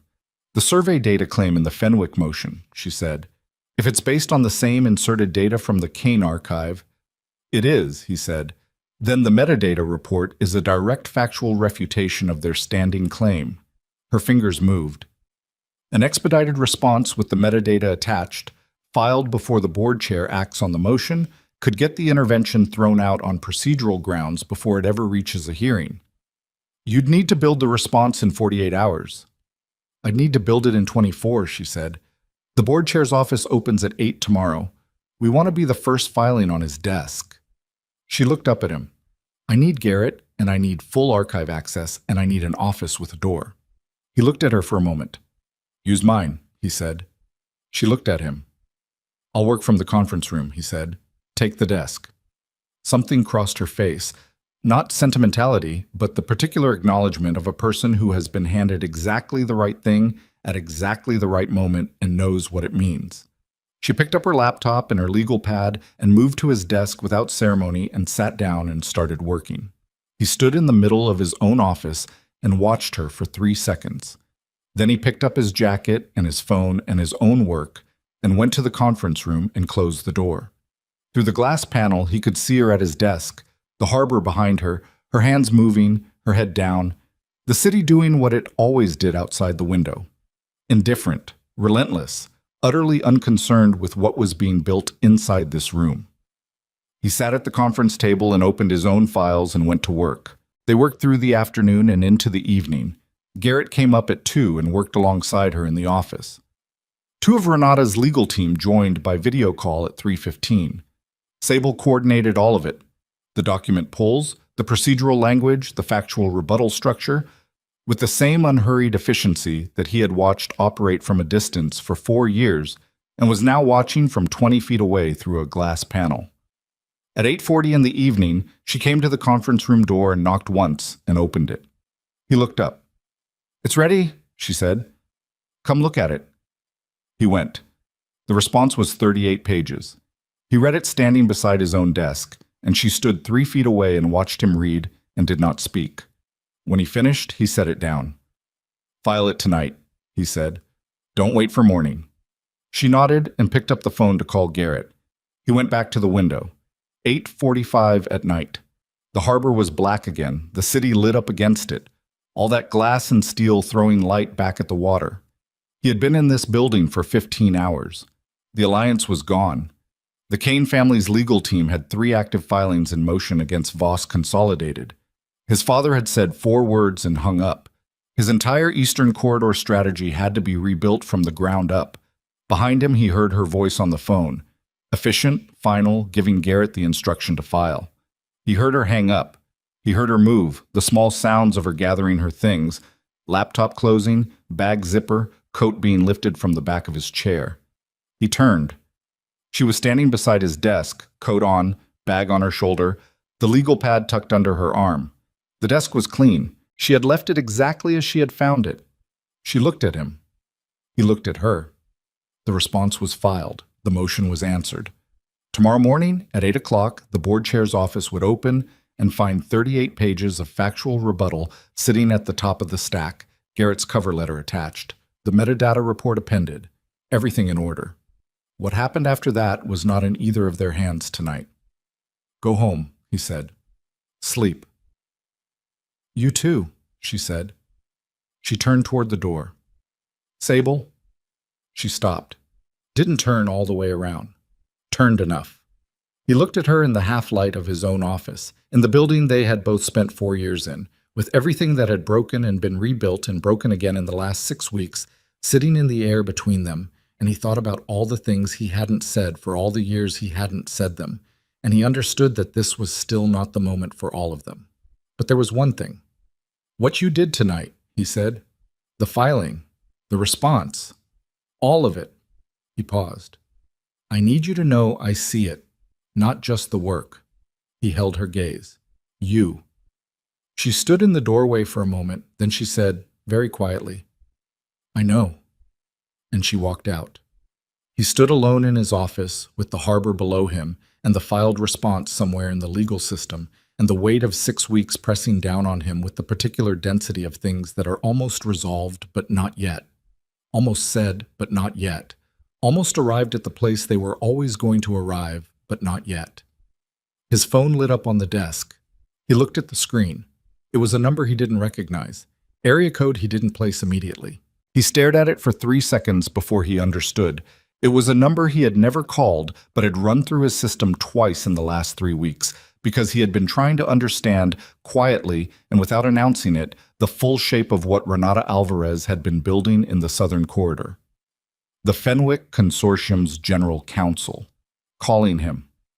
At 8:51 at night, which meant the motion had already been reviewed by someone on their side who understood what the expedited response meant, who understood that 38 pages of metadata-backed factual rebuttal filed at 9 in the evening was not the action of an organization that was going to back down, and who was now making a decision about whether to escalate or find a different door.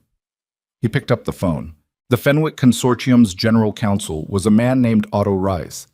Damon had pulled his profile 3 weeks ago during the corridor research. 58, 22 years in maritime and territorial law.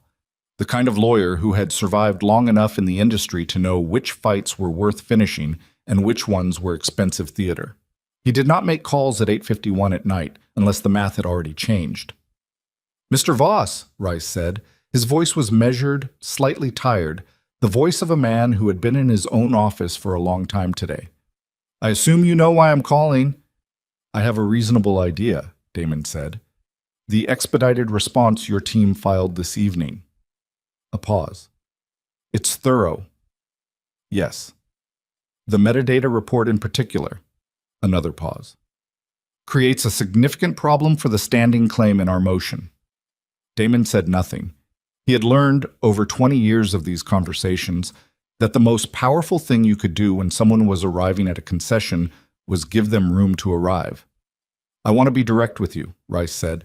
"The Fenwick Consortium entered this proceeding based on information provided by a third party. Information we were told was clean." His voice was flat and without performance.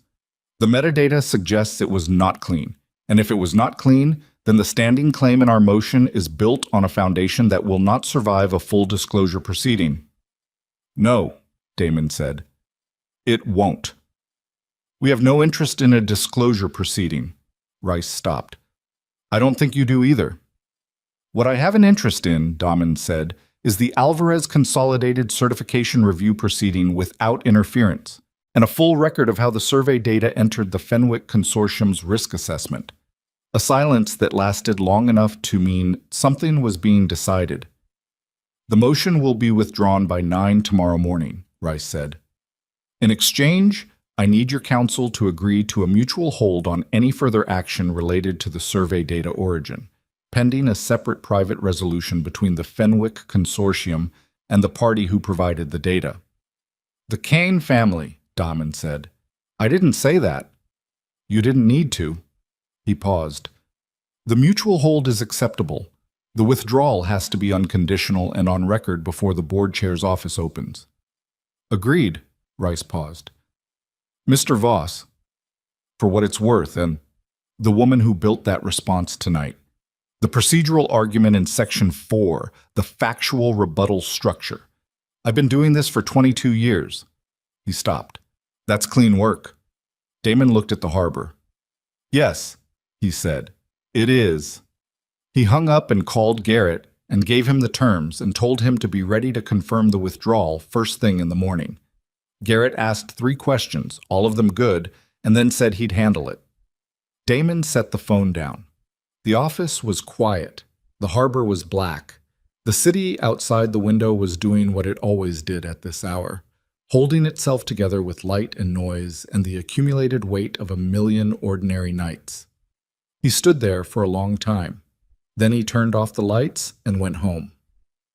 The withdrawal landed at 8:53 the next morning, 7 minutes before the board chair's office formally opened. Garrett confirmed it at 9:04. The certification review for Alvarez Consolidated's Eastern Corridor application was back on track, uncontested, with a clean procedural record. Sable got the call from Renata at 9:17. She was at her desk at Alvarez Consolidated, coat still on, coffee untouched, when her phone lit up with Renata's extension. She picked it up. It's clear, Renata said. Sable let out a breath she had been holding in various forms for approximately 19 hours. The review is in 4 weeks, Renata said. Uncontested, clean record. A pause. Your response filing is going to be in a case study somewhere in 10 years. I want you to know that. I want to not be in a case study, Sable said. Renata made a sound that was the closest she came to a laugh. Too late. Another pause, shorter. How are you? Sable looked at her desk. The legal pad from last night, the laptop, the cold coffee, the harbor out the window, gray and honest in the morning light. I'm here, she said. That's enough for today, Renata said, and hung up. Sable set the phone down. She sat for a moment, then she picked up the coffee, found it unsalvageable, set it back down, and went to get a fresh one from the machine in the corridor.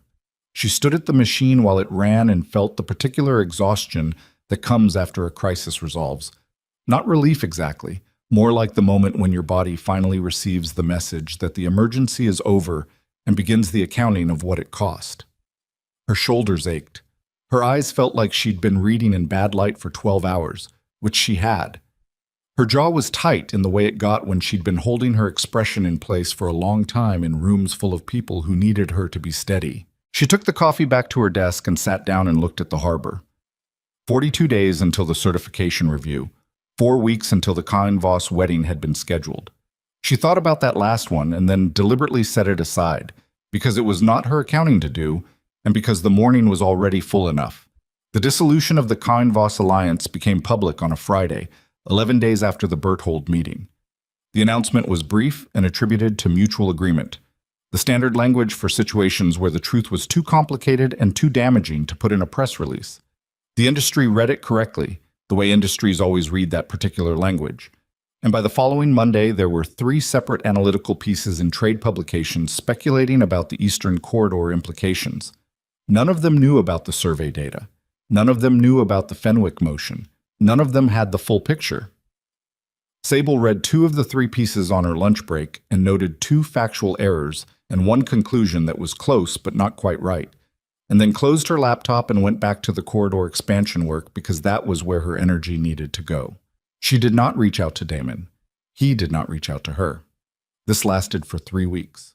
What she did in those 3 weeks: built the full strategic framework for Alvarez Consolidated's Eastern Corridor expansion, hired 2 analysts to support the VP role she now formally held, sat at the executive committee table on 2 Thursdays, and said exactly what she thought in both meetings and was heard both times, learned the particular rhythms of an organization that had been built by someone who understood that the people doing the work needed to be the people making the decisions. She went home at reasonable hours. She cooked occasionally. She called Corinne on a Wednesday and talked for 40 minutes about things that had nothing to do with any of this. She was not happy exactly.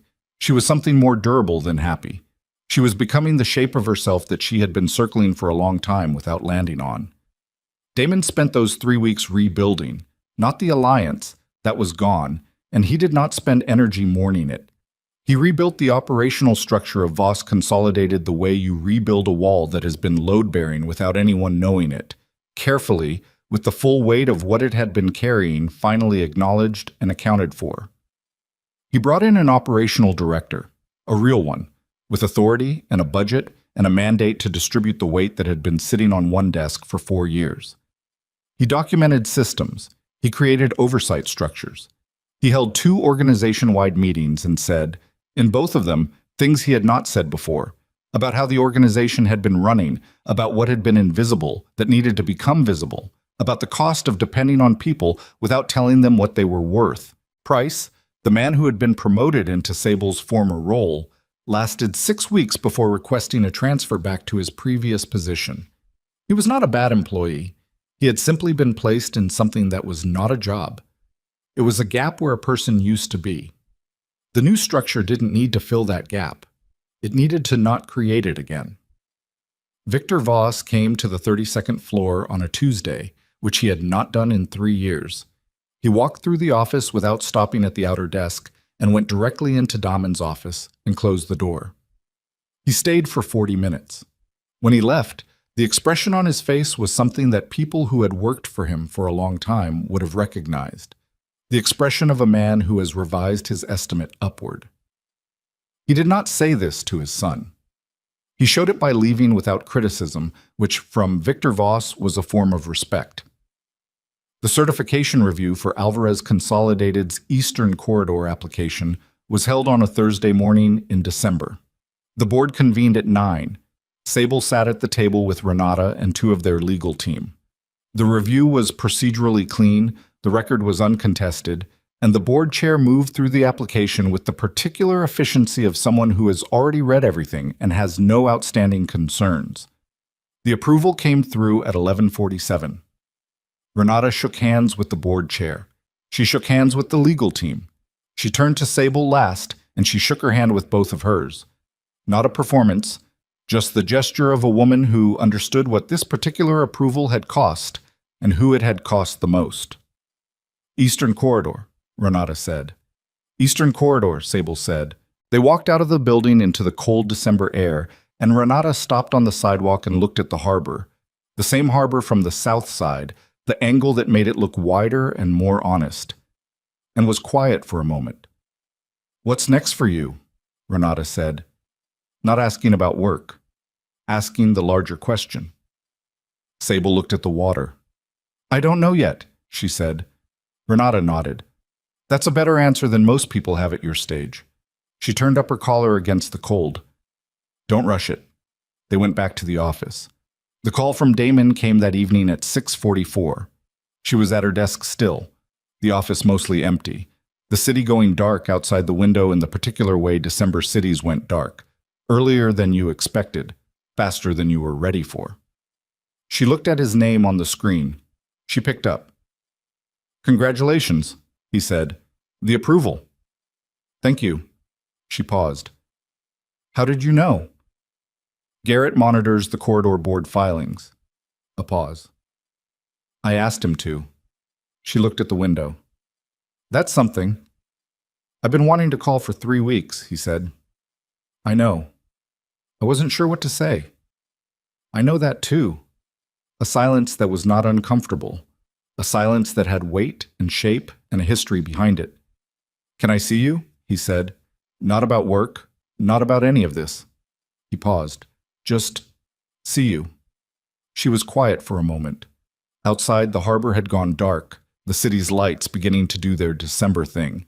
Sharper in the cold, harder edged, every point of light more distinct against the black sky. "Saturday," she said. "There's a place on the south waterfront. Caldero's. I'll be there at noon." "Okay," he said. She hung up and sat at her desk for a few minutes, not thinking about it particularly, just letting the shape of the decision sit without analyzing it. Then she closed her laptop, put on her coat, and went home. Caldero's was a small restaurant that had been on the south waterfront for 30 years, the kind of place that had never needed to be impressive because the food was honest and the view was real, and the people who came there came because they wanted those two things, and not the performance of them. Sable arrived at noon. She was already sitting when he walked in at noon 03. He looked different. Not dramatically. He was the same man in the same kind of clothes with the same composed face. But something about the way he carried himself had changed in a way she couldn't immediately name. He moved with slightly less of the directional authority that had always made rooms adjust around him, and slightly more of something that looked like a person who had recently had to carry weight with his own hands, and had discovered both that he could and that it cost something real. He sat down across from her. They looked at each other in the particular way of two people who know each other very well, and are now meeting in a context that doesn't have an established script. "You look different," she said. "Better or worse?" "Different," she said. "I haven't decided." He looked at her in the way that was actually looking. Not the locked door check, not the operational scan, but the look she had wanted from him for a long time, and had stopped waiting for without quite letting go of the wanting. They ordered. The food came. They ate and talked about things that were not the harbor or the corridor or the alliance or any of it. She told him about an analyst she'd hired who reminded her of herself at 26 and who was going to be remarkable in 5 years if someone let her be. He told her about the organizational restructure, specifically about a conversation he'd had with a department head who had spent 3 years assuming his ideas weren't worth bringing to the table because nobody had ever invited him to the table. She listened to the story. "What did you do?" she said. "Invited him to the table." He paused. He had 4 ideas in the first meeting. 2 of them were excellent. She looked at him. "I've been thinking about what it costs," he said. "When people don't know they're allowed to speak." He held her gaze. "I didn't understand it before. I thought I ran a place where people could speak. I thought because I listened when people brought me things, I was listening." He paused. "But you have to create the conditions first. You have to make it clearly enough that people believe it, that their voice is wanted before they've proven it's useful." He looked at the table. "I didn't do that. Not well enough. Not for you." She held the words steady, not letting them move her faster than she wanted to be moved. "No," she said, "you didn't." "I'm not asking you to forgive that quickly," he said. "I'm not asking you to forgive it at all, on any particular timeline." He looked at her. "I just need you to know that I understand what it was. Not just operationally, what it did to you, what it cost you to keep showing up in a place that took everything you had and gave you back a title that didn't mean anything close to what you were actually doing." The harbor outside the window was doing its honest daytime thing, gray-green, surface moving, the south side angle making it look wider and less managed than it did from the 32nd floor. She looked at it. "I left because I had to," she said. "Not because I stopped caring about what we built." She paused. "The organization, the work, all of it." She paused again. "Not only that." He was very still. "But I had gotten to the place where staying meant accepting a version of myself that I wasn't willing to be anymore," she said. "The version that was only worth something when she was useful, that was only seen when she was solving something." She looked at him. "I didn't leave because I was angry. I left because I was finally being honest." "I know," he said. "And I'm not the same person who left," she said. "I want you to understand that. The last 3 months, what I built, what I survived, what I chose, that changed something. Not in a way that moves backward." "I'm not asking for backward," he said. "What are you asking for?" He looked at her directly. "A chance to know the person you are now, not the person who worked outside my door, not the person I failed to see clearly." He paused. "You. Whatever that means from here." She held his gaze for a long moment. The restaurant was quiet around them, the lunch crowd having thinned, the December light through the windows doing its low-angle winter thing, softer than summer, less insistent, the kind of light that didn't demand anything. "I'm not walking back into Voss Consolidated," she said. "I'm not asking you to. I'm not going to be your operational intelligence again. I'm not going to solve things for you quietly from a position that doesn't reflect what I'm actually doing. I know. Whatever this is, if it's anything, it starts from where we actually are, not where we were." She paused. "I have a VP title and an Eastern Corridor expansion and a team that reports to me and my name on the work. That's not going away." "I don't want it to go away," he said. "I want to be in a room with the person who built all of that." He paused. "Equal ground, whatever that looks like." She looked at him. Outside, a boat moved across the harbor in the middle distance, slow and deliberate, the kind of vessel that was going somewhere specific and knew the way. She thought about 4 years of coffee she hadn't been asked to make. She thought about 63 pages and a memo from 16 months ago.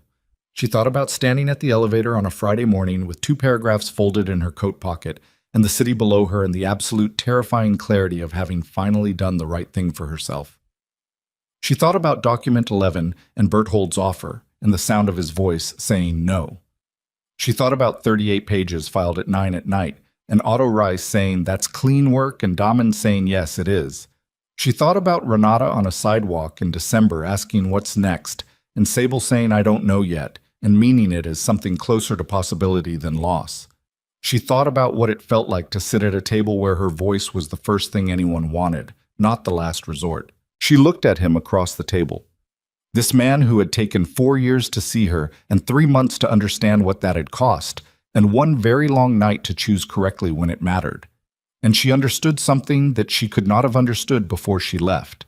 Before the dossier, before 38 pages and the corridor approval, and the months of becoming the shape of herself she had always been heading toward. She could not have known, while she was standing outside his door, carrying weight he couldn't see, what it would feel like to put it down and walk away and find out she was still standing. She could not have known, then, what it felt like to be chosen after having already chosen yourself. But she knew it now. Saturday worked, she said. He looked at her. As a start, she said. One meal, one conversation. We see what the next one looks like. She paused. No history, no debt, no working backward from what was. Forward, he said. Forward, she said. He reached across the table and set his hand palm up on the surface, not reaching for her hand, not asking for anything, just placing it there, open, which was a different thing entirely, and which was, she thought, the first genuinely right gesture he had made in 4 years. She looked at it for a moment. Then she set her hand in his, not because she needed him, not because she wanted to be needed, not to fill the space left by 4 years of being overlooked, not because she had forgiven everything cleanly and completely, because she hadn't, because forgiveness of that kind doesn't arrive in a single meal on a Saturday in December. It arrives in increments over time if the other person keeps showing up differently. She set her hand in his because she was a person who knew her own worth now, fully and without qualification. And from that ground, solid, earned, entirely her own, she could choose. That was the thing she had not been able to do before. Choose rather than accept. Reach rather than wait. Enter rather than orbit. Outside, the harbor moved in its honest December way, gray-green and wide and completely indifferent to the two people at the window table, which was the most reassuring thing about it. The world continuing at its own pace, unconcerned, leaving the choosing entirely to the people involved. The boat in the middle distance had made it to wherever it was going. The water closed behind it. The light through the window settled on the table between them, low and unhurried, the kind of light that asks nothing and illuminates everything.